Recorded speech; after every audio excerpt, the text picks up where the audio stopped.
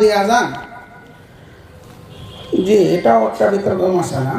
জুমার দুই আজান তো রাসূলুল্লাহ সাল্লামের যুগও ছিল না, আবু বকরের যুগও ছিল না, ওমরের যুগও ছিল না, হয়তো উসমান এটা প্রয়োজন হিসাবে চালু করেছিলেন।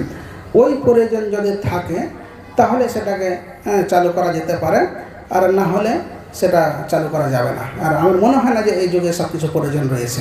এখন সবার কাছে মোবাইল, ঘড়ি, আরও কিছু অ্যালার্ম, মাইক, তাহলে ওই আজানের এখন কোনো প্রয়োজন নাই। ওই দেওয়া ঠিক না, এক আজানই দেওয়া এটাই উত্তম, এটাই জরুরি।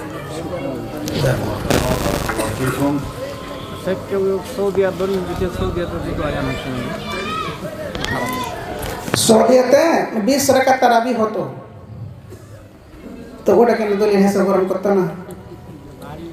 সৌদিয়াতে ফতোয়া, কিছু ফতোয়া রয়েছে যে যদি ইমাম জাহরি কেরাত করে মানে সূরা ফাতিহা জোরে পড়ে তাহলে মানে মুক্তাদিকে পড়তে হবে না, তো ওটা কেন গ্রহণ করে না? আর এরকম অনেক কিছু মাসালা আছে যেগুলোকে আমরা গ্রহণ করি না। কেন গ্রহণ করি না? যে দলিল সাথে নাই। তো সৌদিতে কি হচ্ছে, সৌদিতে তো এখন হারামে আপনি দেখবেন যে পান খাচ্ছে জর্দা দিয়ে, ওখানে সিগারেটও পান করছে হারামের মধ্যে।